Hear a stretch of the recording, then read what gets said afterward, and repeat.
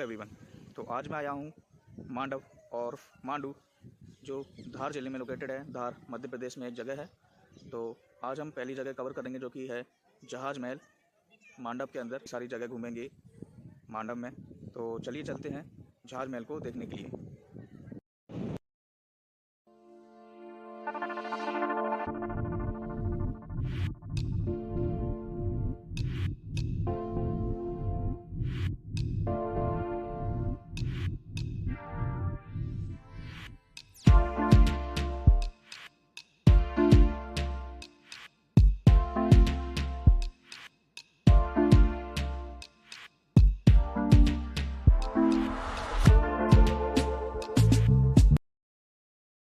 Hello everyone. तो हम जहाज महल में एंटर कर चुके हैं। और देखिए, जहाज महल की यह कहानी है कि दोनों तरफ जो है वो आपकी लेक सी है, और उस लेक के बीचों बीच आपका जहाज नुमा आपका महल बना हुआ है, जिसे आप जहाज महल भी कहते हैं।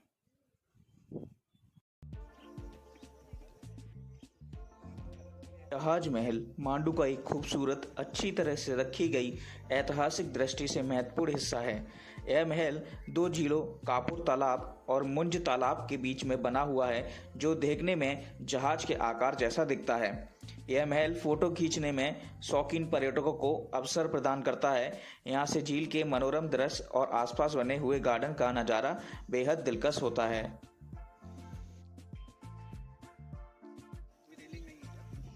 काफ़ी गार्डनिंग की गई है इस जगह, देखेंगे आप। काफ़ी हरा भरा क्षेत्र भी है।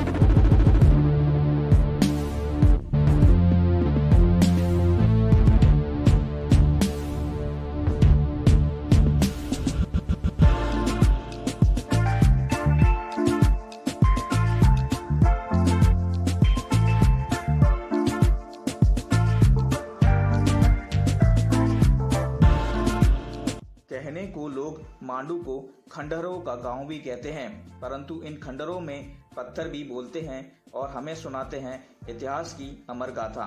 मांडू मध्य प्रदेश का एक ऐसा पर्यटन स्थल है जो रानी रूपमती और बादशाह बाज बहादुर के अमर प्रेम का साक्षी है।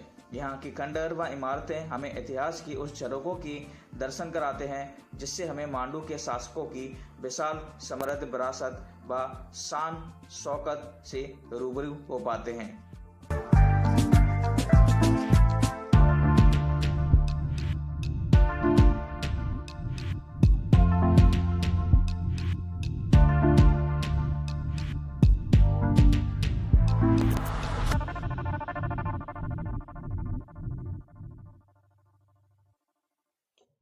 मांडू में आप लगभग 1 से 2 दिन व्यतीत कर सकते हैं। मांडू सबसे पास इंदौर के पड़ता है। इंदौर से यह लगभग 85 किलोमीटर की दूरी पर स्थित है। ऐतिहासिक दृष्टि से अगर देखें मांडू, तो मांडू पर्यटकों के लिए काफी सुंदर जगह है। आप यहाँ पर आके कभी भी निराश महसूस नहीं होंगे।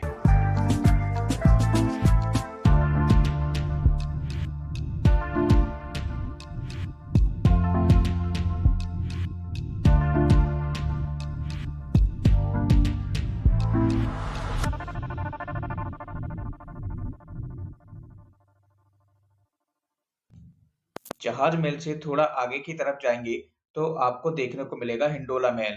तो इस स्टीयर के सहारे आप हिंडोला महल तक पहुंच सकते हैं। हेलो, अब मैं आ चुका हूं हिंडोला महल, जो काफ़ी आर्किटेक्चर के रूप से काफ़ी सुंदर और भव्य है। चलो चलते हैं हिंडोला महल को अंदर से देखने के लिए।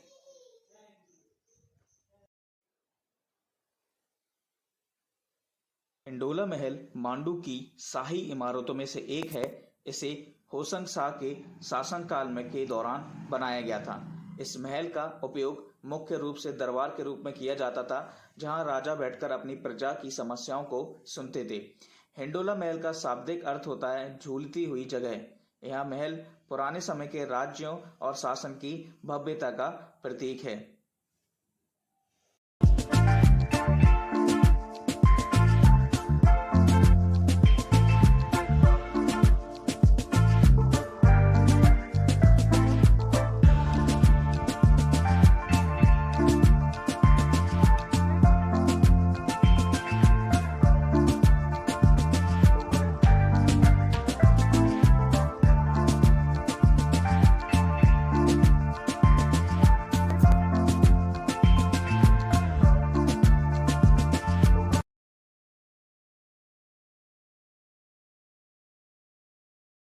हेलो गाइस, तो यह जामी मस्जिद है जो कि आपके मांडू में लोकेटेड है। तो चलिए जामी मस्जिद को हम घूमते हैं। मस्जिद की वास्तुकला पश्तून शैली से ली गई है और जामी मस्जिद का शाब्दिक अर्थ होता है महान मस्जिद। विशाल आकार के बावजूद मस्जिद की वास्तुकला की सादगी बरकरार है और इसे देखने के लिए प्रोत्साहित करती है। मस्जिद में एक बड़ा सा आंगन, कई खंभे और विशाल प्रवेश द्वार बने हुए हैं जो पुराने समय से ही जस के तस खड़े हुए हैं। यह स्थल धार्मिक और ऐतिहासिक महत्व रखती है। यहाँ के खंभे और रास्ते मस्जिद के बारे में आत्म विश्लेषण करने का समय प्रदान करते हैं।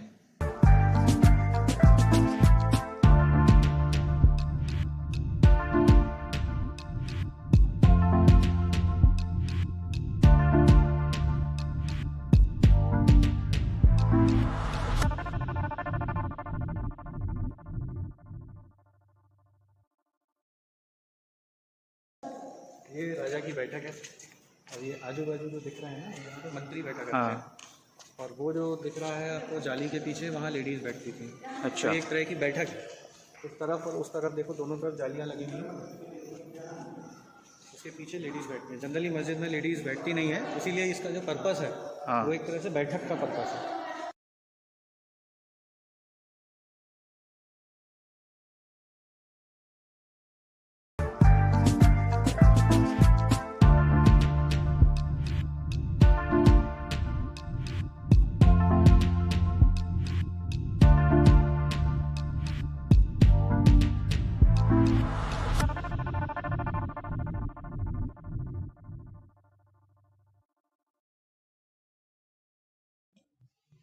जामी मस्जिद के अंदर से ही रास्ता गया है होशंग शाह के मकबरे की तरफ। तो चलिए चलते हैं होशंग शाह का मकबरा देखने के लिए।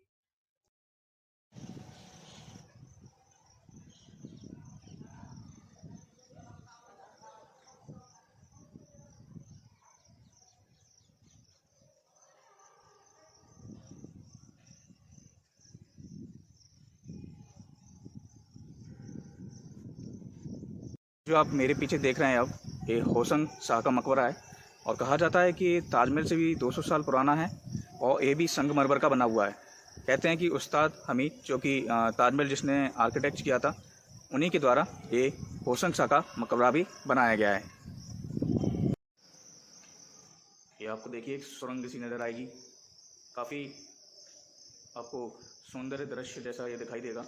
ऐसा लग रहा है कि एक होल बना हुआ है और उस सेंटर के अंदर आप जाते हुए, यानी कि आप ऐसा लगेगा कि आप एंटर कर रहे हैं उस होल के अंदर। ऐसा माना जाता है कि ये जो मकबरा है, ये भारत का पहला संगमरमर से बना हुआ मकबरा है।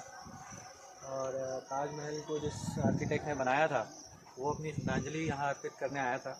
ये जो आप देख रहे हैं समाधियाँ, ये सब डमीज़ हैं, एक्चुअल नहीं है। एक्चुअल समाधि जो है होशंग शाह का होशंगाबाद के पास स्थित है।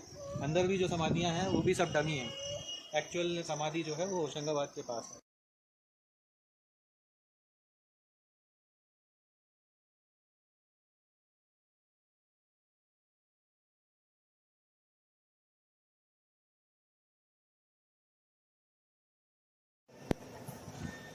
हेलो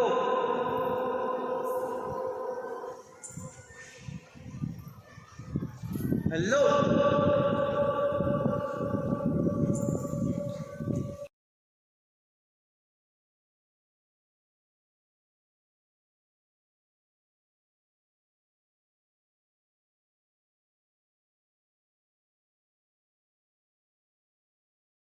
तो अब हम हैं रानी रूपमती के महल में, और से रानी रूपमती पवेलियन भी कहा जाता है। तो चलिए चल के देखते हैं रानी रूपमती के महल में क्या क्या चीज़ें हैं। बहुत टेढ़े मेढ़े यहाँ पे जीने हैं, आप देख सकते हैं कितने सकरे यहाँ पे जीने हैं। आपको इनके सहारे यहाँ पर चढ़ना होगा। यहाँ ऊपर पहुँच के आप सुंदर आप गार्डनिंग के और पहाड़ों के नज़ारे देख सकते हैं।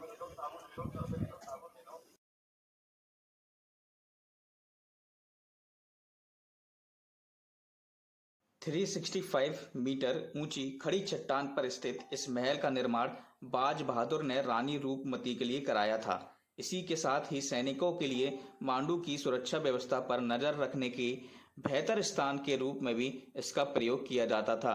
कहा जाता है कि रानी रूपमती सुबह उठकर मां नर्मदा के दर्शन करने के बाद ही अन्न जल ग्रहण करती थी। अतः रूपमती के नर्मदा दर्शन को सुलभ बनाने हेतु बाज बहादुर ने ऊंचाई पर स्थित इस महल को बनाया था।